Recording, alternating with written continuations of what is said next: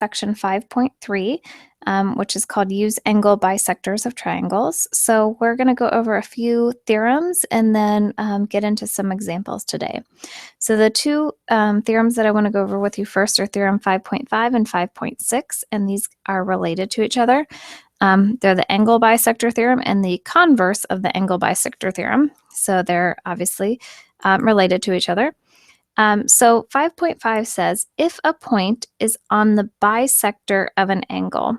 So I just wanted to review really quickly that the bisector of an angle by definition, so if we have an angle, A, B, C, the bisector is a ray or line that divides this angle into two congruent angles. So basically divides the angle in half is what a bisector is. So just a review there. So if a point is on the bisector of an angle, so we have this point out here, D, that's on the bisector of an angle, then it is equidistant. Remember, equidistant means equal distance from the two sides of the angle. So you can see here, this point D is equal distance from point B and point C. So the fill in here is sides. I don't think I can fit it in that tiny space. The two sides of the angle. So here in symbolic language, if ray AD bisects BAC, angle BAC, and DB is perpendicular to AB and DC is perpendicular to AC, then DB equals DC. If I can get that to write for me, DC. It's basically stating that if we have a line or a ray that bisects an angle, then a point on that line or ray is equal distance. So these two connecting points are equal. So then the inverse is also true. 5.6 says that if a point is in the interior of an angle, so it's inside the angle, and it is equidistant from the sides of an angle, then that point lies on the bisector of the angle. So it's just the opposite. So one says bisector. So one says you have a bisector, so that means that the two connecting lines are equal. The other says that you have two equal lines that are two lines that are equidistant, so that means it's on the bisector. So again, in symbolic language, if DB is perpendicular to AB and DC is perpendicular to AC and DB equals DC, then ray AD bisects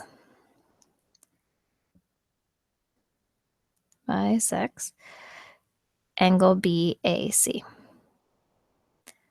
Okay. So let's do a couple examples with this so you can kind of see how it works. So first we have find the measure of angle CBE. So we need to figure out what CBE is. And CBE is CBE. We're trying to find the measure of this angle here. Kind of wrote over part, so let me go back a little bit here.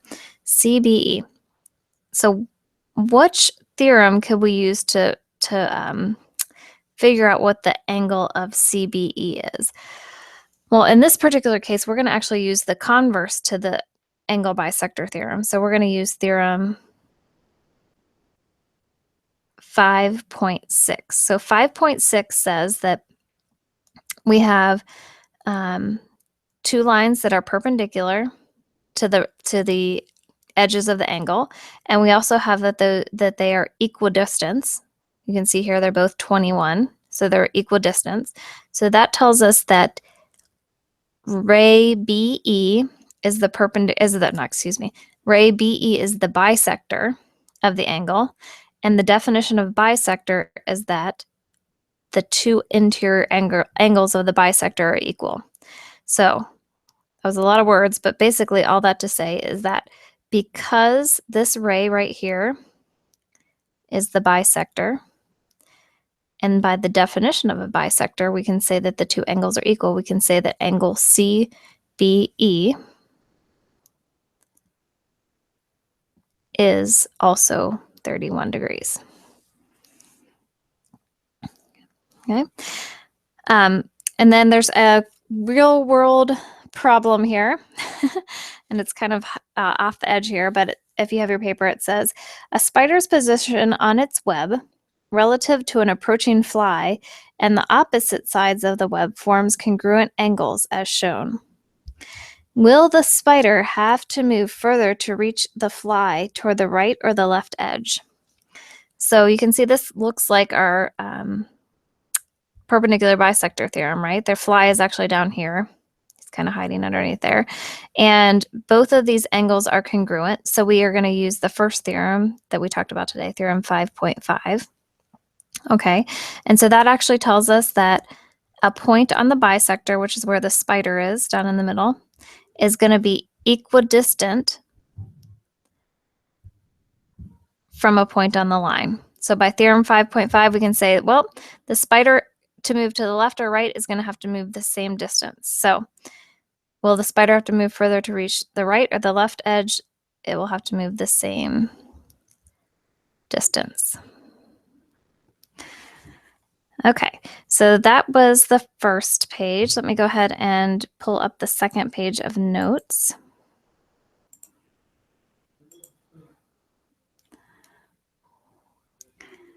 Okay.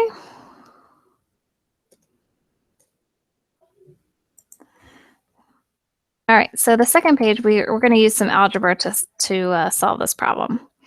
So this says, for what value of x does P lie on the bisector of angle J? Okay, so we've got angle J right here, and we're trying to figure out, oops, not what I meant to do. We're not trying to figure out what makes P a bisector. So basically what makes these two angles equal. All right, so what we want to do in order for those two angles to be congruent, to be equal, the two sides that are bisecting it also have to be equal. So in order for this to be a bisector, we know that length of K, and I covered up all my letters, KP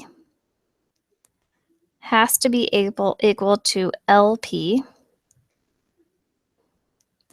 And this is from theorem 5.6, right? And so in order to do that, that means x plus 1 has to be equal to 2x minus 5. So this should be an easy one to solve. So we can say 1 equals x minus 5 or x equals 6.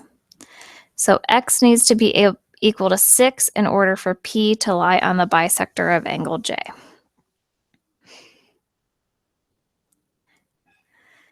Okay, and then we move forward a little bit here. We've got one more theorem in this section to go over, which is theorem 5.7. And this is related to the one that we did right at the end of class last time.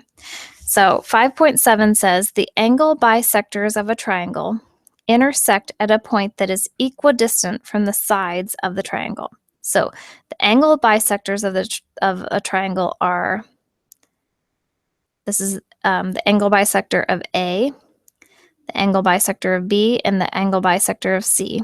They intersect at a point P, and that point P is equidistant. So what it's saying is that PD, PE, and PF are equidistant, so they're equal sides. So in other language, AP, BP, and CP are angle bisectors of ABC. Then PD equals PE equals PF. So this is kind of related to the triangulation kind of theorem that we talked about last time.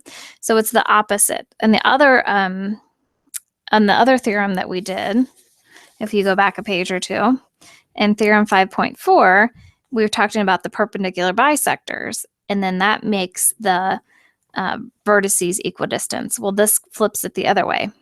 If they're if you use the angle bisectors, then the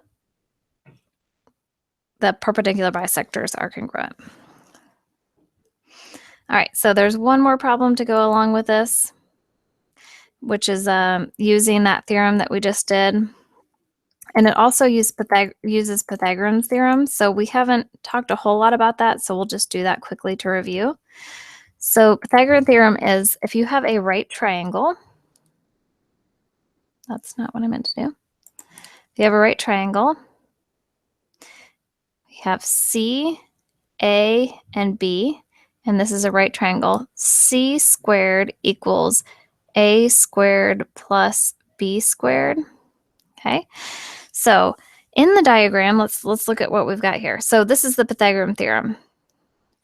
We'll go over that some more in a little bit, but in the diagram, L is the in-center of FHJ. In-center just basically means the point where all of the angle bisectors meet up. So L is that point. Find LK. So LK is this line here. We want to find the distance of that. So by the congruency of angle bisectors of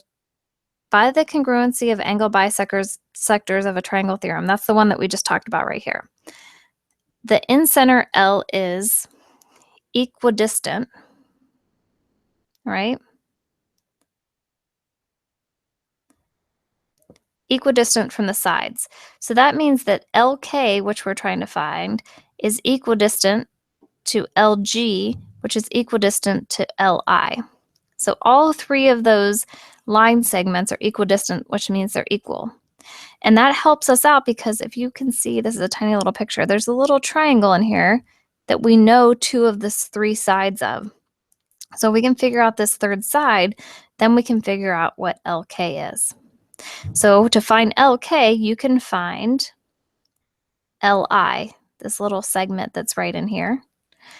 And we can find Li by using the Pythagorean theorem. So the Pythagorean theorem is C squared equals A squared plus B squared.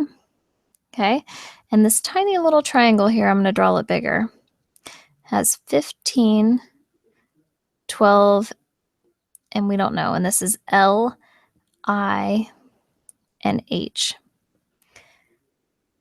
And this is a right angle here.